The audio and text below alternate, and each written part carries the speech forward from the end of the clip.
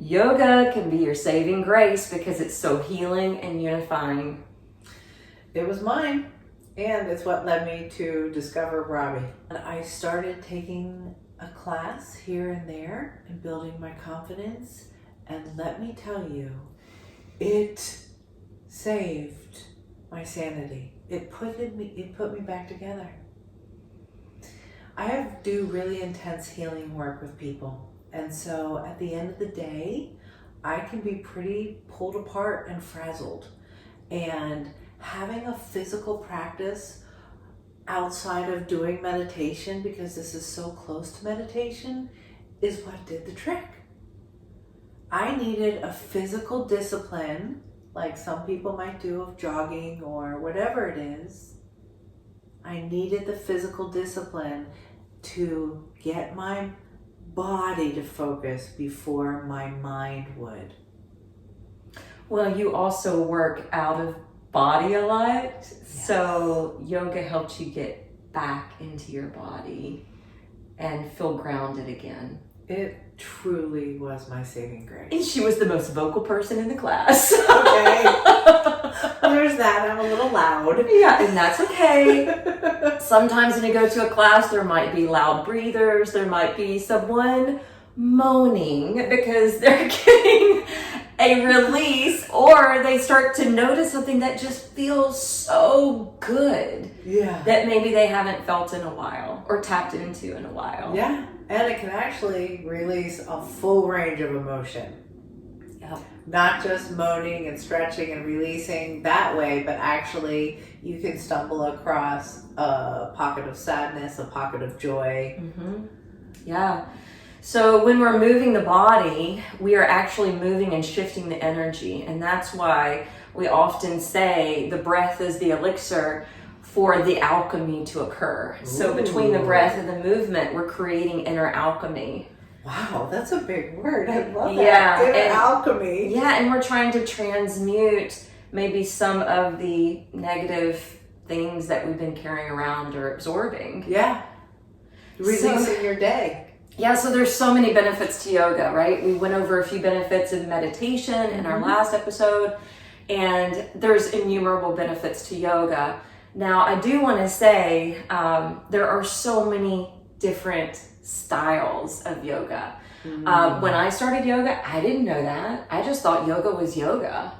Yeah. So I ended up at a gym to begin with, and fortunately my teacher there owned a studio. Now, I knew studios existed, but I was intimidated in my mid-20s going to a studio because I knew it would be, I guess, more professional.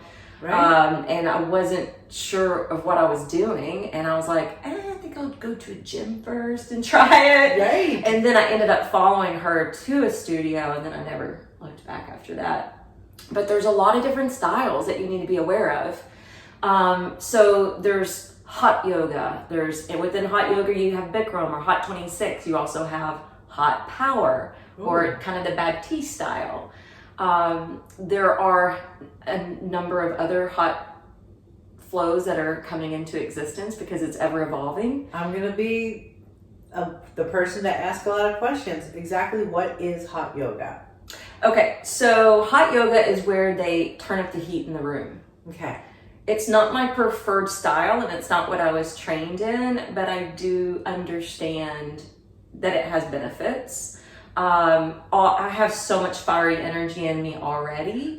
Right, so it actually on us is not okay. It actually turns my heat up too much, and I get angry with it. Mm-hmm. So for me personally, it doesn't work for my constitution, you know. But a person who's constantly cold, this would be a wonderful. So I was gonna say, It's wonderful for people who are maybe, wanting yoga for weight loss.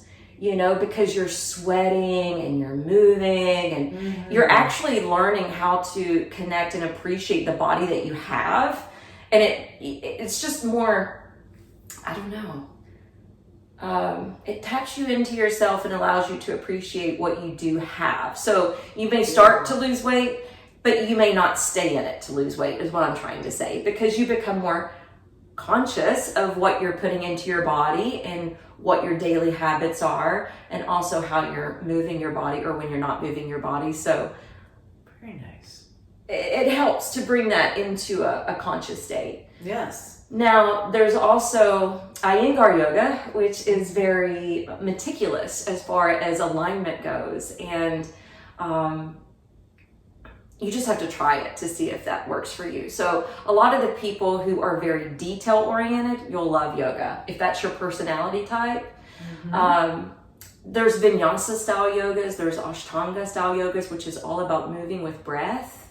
And the ashtanga is a regimented sequence of poses. And so you know you're always going to get those particular positions. And what's nice about that is you're moving in such a way and doing that same consistent practice so that every time you come back to the mat, you can see your improvement. Wow. You know, you can start to see how your body is changing and adapting to it.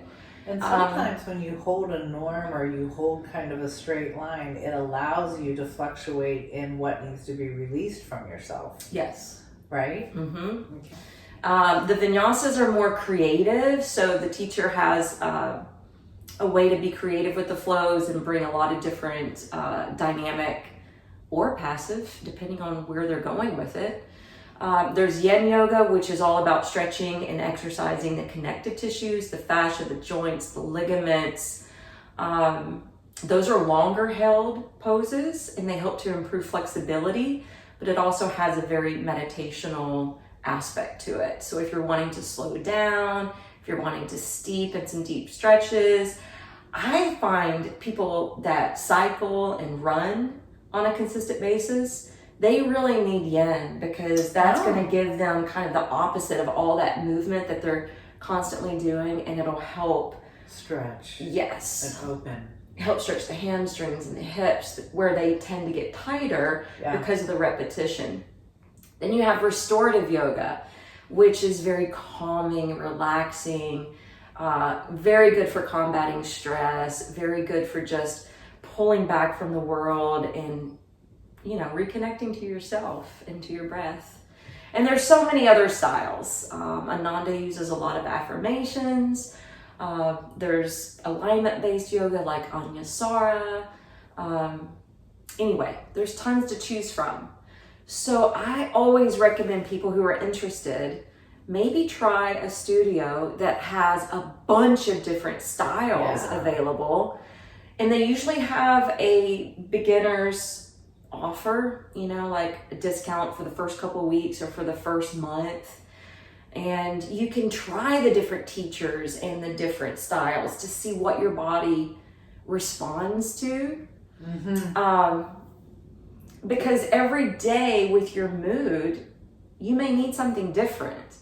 You know, if you're feeling a lack of energy, maybe you need a boost of energy. Maybe you need the movement. Maybe you've done a lot of movement and you're tired, so maybe yin or restorative would be better to replenish.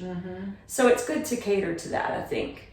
I also kind of can make an analogy to massage therapists. Not all massage therapists groove with your own body. Right? So you have to select one which works the best. It's the same with yoga, it sounds like. There's so many different branches and expressions of yoga now. Yes. So to explore it and explore the teachers leading it. And the different branches are actually different schools of thought where they take a piece of the yogic philosophy and run with it. Oh, cool. For instance, with the hot yoga, there's something that we call tapas. And tapas, it's not the food at the bar. You know, that's great.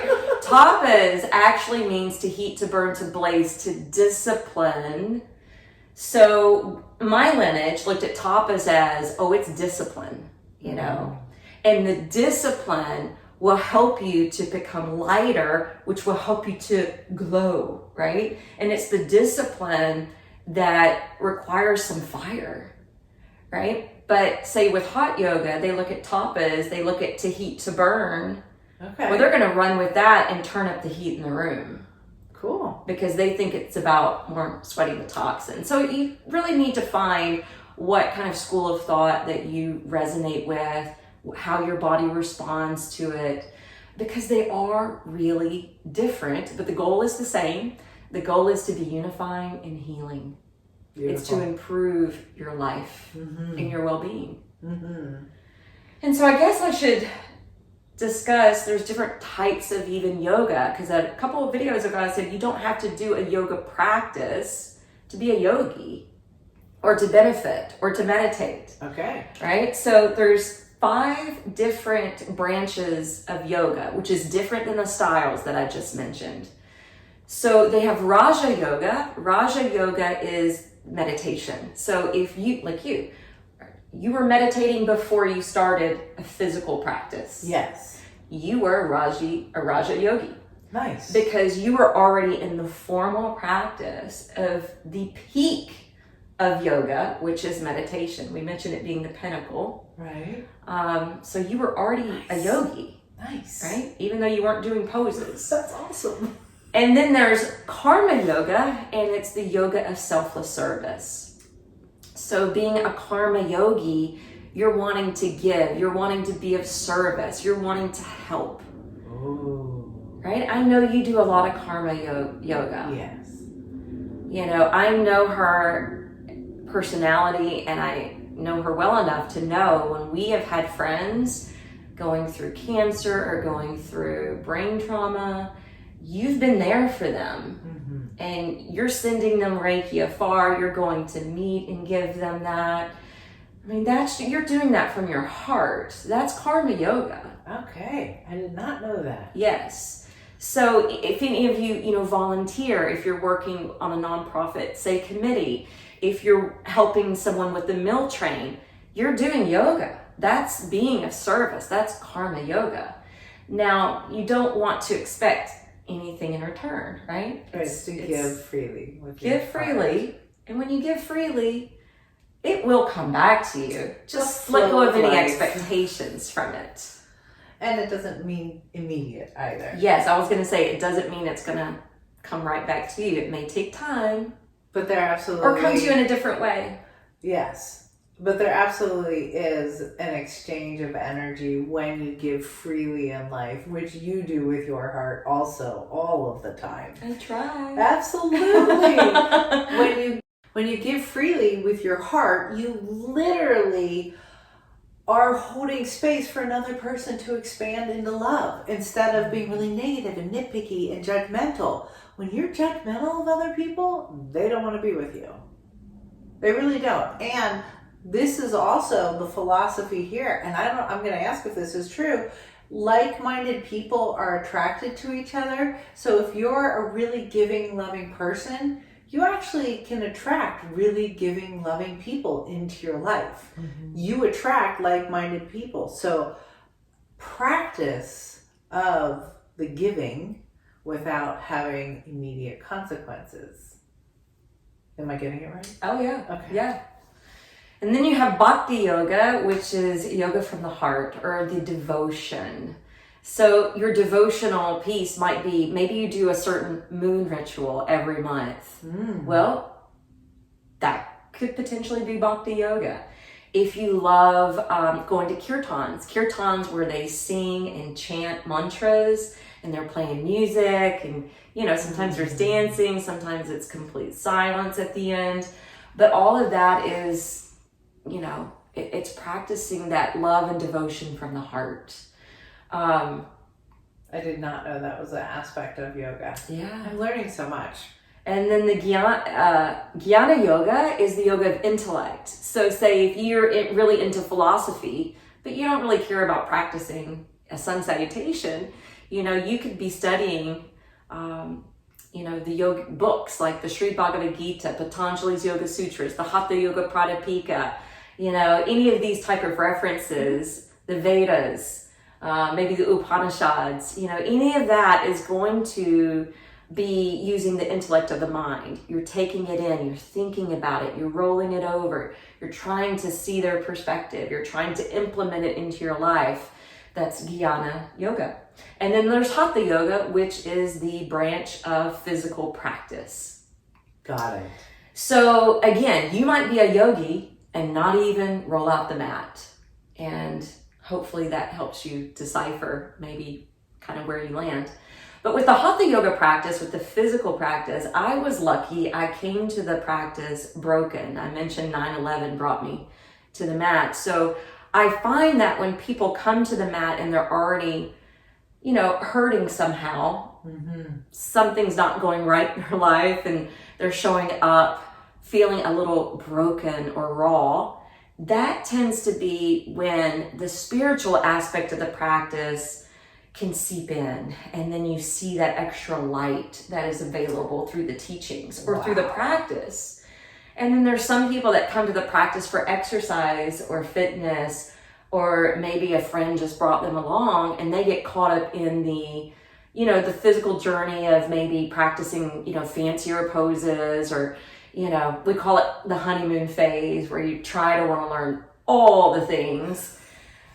But are you really growing internally? Are you really seeing the spiritual aspect of it? Usually not, until you're already tapped into that, seeking that, or you're broken somehow. Like, it eventually comes if it doesn't come automatically. You definitely, when you are aligning though, and I'm just putting this out there, I'm asking you really, if you do really approach yoga in a very physical way, I think at the end of the day, or not just saying one day, at the end of the experience, in time of doing yoga over and over again, there is an awakening, because it is opening up your chi. It is. It is the alchemy of the body. Yeah. And regardless if you're doing what I would call like the American style yoga that isn't spiritually based versus the yoga that you teach, and I'm not knocking it. I'm really, all yoga is beneficial. It will get you there. It will get you there. And you actually do a Dharma talk. She does a Dharma talk before she does her class. And she is giving us bits of wisdom. And then you do poses in accordance to that movement. It's interesting. Or that philosophy. When I first started to teach yoga, I decided I needed to teach the things that really and truly helped me. So because I started in my mid-20s, and I had just gone through that event of 9/11, like, even despite all that, I was in a dark, negative space in my mind a lot of the time. Yeah. A lot of the time. Yeah. I was actually even, I had a lot of suicidal thoughts actually in my late teens, early 20s. Yeah. And so I realized through the practice of yoga, like, I don't have those thoughts anymore. Like, that's gone. That's the best example of yoga movement, if you've gone just for movement, that it opens you up. Yes, not Patanjali. It opens you up. Me too.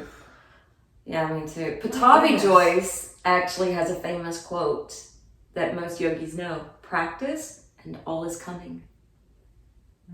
So practice and all is coming, meaning, yes, you don't even have to have the Dharma talk necessarily. You don't have to have like the formal meditation at the end necessarily. If you continue to practice and continue to practice and continue to practice, those things will naturally start to evolve inside of you, which is beautiful. So as far as the benefits of yoga is concerned, you're going to improve your strength, you're going to improve your flexibility. We center around the spine, and we try to move the spine in 6 different directions it's meant to go. Because of that, it gives more movement and availability to help the inner organs create proper functioning. Wow. Again, it opens up circulation in areas that may not be getting access if you're sedentary a lot. It opens up the energy currents. It helps to boost your mood. It can help to improve immunity. It can improve your digestion. It can help to regulate hormones. It can open up your heart more. Oh man, there's so many benefits to this practice. To the point where we're not sure why we're all not doing yoga. Yeah, I mean, It's I really really wish that all schools would implement yoga, mindfulness, and meditation. And this is why, because there are schools that have tried it, and specifically in Maryland, which I know it's Maryland, but I'm pretty sure it's Baltimore. They started a mindfulness program for detention. Yeah. So the kids were coming to detention because of either a poor attitude or poor grades or, you know, like maybe fighting or whatever they get in trouble with. Outburst. Yeah, outburst. Thank you. That's what term you just used. So the study showed when they were going to detention and practicing mindfulness, then guess what? They started getting along better with their peers, and their scores got higher, and their behavior in the classroom improved. Yeah. Yeah. I actually went I think all adults should be doing it too, for that matter. Yes. I went to our elementary school and outlined why we should all meditate. Oh, nice. I know, but they didn't. I mean, I gave them a whole PowerPoint. I tried. Yeah. So someday we will get to that place where we start implementing and recognizing that you can influence your chi, and that is such an important aspect of happiness. All right, we're going to do a little experimentation with this. Okay. We're not going to do a lot. You don't have to move from your chair, although if you're at a desk, you may want to just back up to give a little space. The first thing I would like us to do is just bring the hands together, and you're just going to rub and create friction and heat and some magnetism between the hands, remembering that since for a millennial time, they talk about the hands being healing. Now, we now know there are tons of reflex points, not only in the feet, but also in the hands. Oh, wow. So you can actually get reflexology for your hands too, not just your feet. All right, so now close your eyes and just slightly curl your fingers and draw the hands slightly apart. And I want you to feel that energy. This is what she just referred to as chi. It's also referred to as ki. And in yoga, we have a special name, and that is prana. This is the vital life force energy. And so if you kind of span your hands out a little bit wider, just notice how it continues to open up that field. Mm-hmm. So this is what we're working with when we're moving the body and doing certain types of breath work. Every type of breath work that we do in yoga has a different intention. And so, for instance, when you were talking about the themes that I create, I do that on purpose because the practice should be intentional. So if you're not coming in with a personal intention, as a teacher, I want to create that intention for you. So I'm either going to give you a piece of philosophy, or I'm going to give you some scientific data, or I'm going to tell you a story from my own experience, or I'm going to share with you a myth. And then we do certain types of breath work, and we mix in certain types of poses that maybe follow the myth, or that can create a flow that's going to help to, push that intention forward. So for instance, there's different types of breath work that can be energizing and invigorating. There's other types of breath work that's very calming and cooling. There's other types of breath work that are actually heating and can build heat in the body. So the one that we're going to practice today is something that I learned from Sri Sri Ravi Shankar. He's over the Art of Living. He has this program called the Art of Happiness, and I learned it from him through this program. And it looks like this. Just take your hands to a light fist in front of your shoulders. And as you inhale, you extend your arms overhead and spread your fingers wide. And then as you exhale, you pump the hands back down. Now the breath is actually going to be a short, sharp inhale and exhale through the nose. Okay. So it's okay if something flies out. Oh my gosh. Because it's true though, because this was also meant to clear the nasal passages. Okay, hopefully not so on if camera. hopefully not on the camera, but whenever you maybe wake up with allergies, this is actually something that can really help to clear. Okay? Yeah. And because we're extending the arms, we're helping to extend the spine, it can improve posture. And because we're opening up the pit of the arms, in the yoga tradition, we say when the pit of the arms are open, we're less apt to be depressed. It's that mood enhancer. Yeah. So, and that's why the Art of Happiness uses it. It's to boost our inner joy. All right, inner joy, let's go. All right, that's right.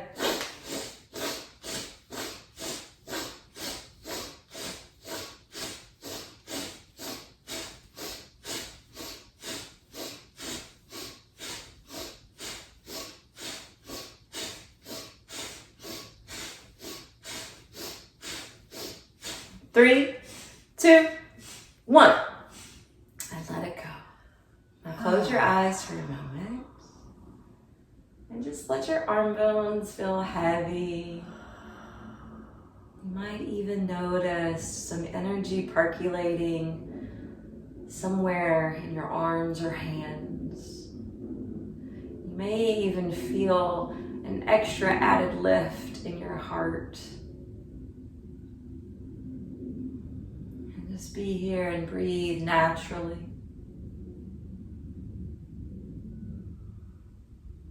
And then open up your eyes. I'm going to suggest that you already are. I'm going to suggest we move forward just a little bit and plant the feet. And we're going to take the spine in the 6 different directions, okay? Oh, wonderful. So we're going to inhale, just lift your left arm, and we may not be mirroring you guys. And as you exhale, you're just going to curve over to one side. So any type of side bend is going to be really helpful in breaking up some tension that gets trapped and housed around the lungs, especially in moments where we're stressed. I just want to fall. Oh, it's huge release for me. I needed this. Oh, it feels good, doesn't it? Yeah. And then inhale, come back up. And exhale, relax the arm down. All right, inhale the right arm. Exhale, curve to the opposite side. Ooh, I just got a little crack in my back. Absolutely. Any of those pops that happen, it's usually a good thing because it's air releasing from the joints. And one position to the next. Mm-hmm. And just help to open up your lungs here. And then in Ananda Yoga, we even bring an affirmation. So if you want to bring in an affirmation, strength and courage is filling up my body cells. Inhale, come back up. And then exhale, lower the arms. So that's already 2 directions, side to side. Okay. All right, take your hands and rest maybe on your knees. And as you inhale, roll the shoulders back, protrude the heart forward, jet the chin up, feel the back bend. And then as you exhale, pull the navel in, draw the heart back, and bow your head chin to chest. So this is what's called seated cat-cows, and then just move forward as you breathe in. And round it out as you breathe out. So back bends and forward folds or rounding the back is another 2 directions of the spine.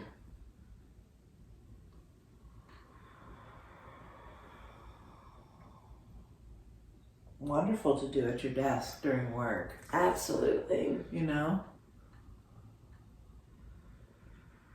And there's many different variations of cat-cows. Let's just end with this next cat stretch. And then inhale, realign the vertebrae. And then the 2 other directions is a twist. So we'll just keep it simple. Take a deep inhale. One thing about a twist is you do want to make sure you're really lifting up through the sternum, through the crown of your head, because after the age of 30, we don't get the proper circulation in the spinal disc. Oh. And so we can with twist. Okay. So we want to make sure that we're creating space between each vertebra, because in that space are the spongy disc. And it's also the where the clusters of nerves are that go back into the body. Really? So it's nourishing the nerve roots too. Oh, wow. So with that extension, twist to the right. Work from your low back, mid back, upper back, neck. Oh, wow. Make sure you can channel the breath up and down. If you crank too much, it may prohibit the breath. And remember, the breath is the heart of yoga. So you always want your breath to have clearance. All right, inhale, lift up. And then exhale, come to center. Now take a moment just to open your palms. Yeah. Close your eyes, and I want you to feel like, sometimes I feel like I'm still twisting that one direction if I pause in between the 2 sides, or you may feel slightly imbalanced, and hopefully you're sensing that. Mm-hmm. All right, on your next in-breath, really invest in the length of your back again, and exhale, twist to your left. You can even add in eye yoga by looking sharply through the corner of your eyes. I found a great YouTube video the other day of Paul McCartney teaching eye yoga. It's so cool that that is a thing. Yeah, because they're a muscle too. Absolutely. All right, inhale. Well, before we get out, I'm going to share another Ananda affirmation. So the affirmation for this twist is, I radiate my love, goodwill, and compassion to soul friends everywhere. Wow. I love that affirmation. I radiate my love, goodwill, compassion to soul friends everywhere. And then exhale, unwind. Now pause for a moment with your palms open. And feel the difference. Hopefully feeling a little bit more balanced. Hopefully feeling as though you can sit straight without a lot of effort. And that's just a small sliver or tiny taste of what the physical practice can do for you. Should we move into a meditation? Absolutely. Okay. Would you like me to lead it? I would love that. Okay. What affirmations are we using? I'm going to come back to a cross-legged and have back support.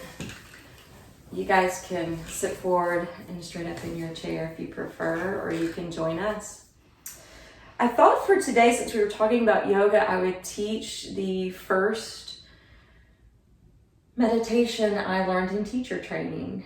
And this is very specific to the Yogananda lineage. So we're going to have the palms resting open on the lap. And I'm going to lift my hands so that you can see what we're going to do. We're going to be lifting the right forefinger on the in-breath and relaxing it on the out-breath. Super simple. Inhale, the finger lifts, and exhale, it drops. And don't feel like you even have to lift or be super dynamic with it. It can just be a barely lift and then sinking it back down. But we're going to add in a mantra with this, and it's called Hong Sau. Hong Sau. So what we're going to do is we're going to actually say it out loud with this finger movement. Okay. And then when I say whisper, we're going to bring it into a whisper. And then we're going to silently repeat it. So it means, Thank you. I am spirit. Beautiful. I am spirit. So let's begin. Let's start with 3 rounds of breath.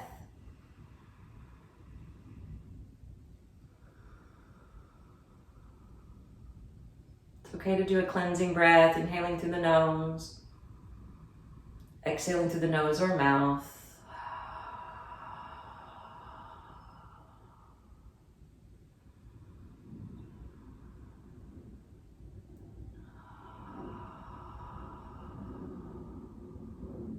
Adding in the mantra, Hong Sau, Hong Sau, Hong Sau, Hong Sau, Hong Sau, Hong Sau. Whisper, Hong Sau, Hong Sau, Hong Sau, Hong Sau, Hong Sau, Hong Sau.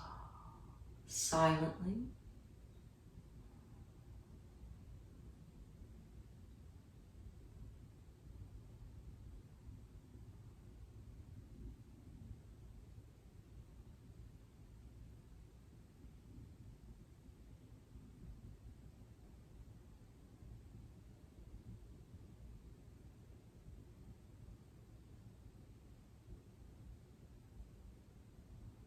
I am spirit. I am spirit. I am spirit.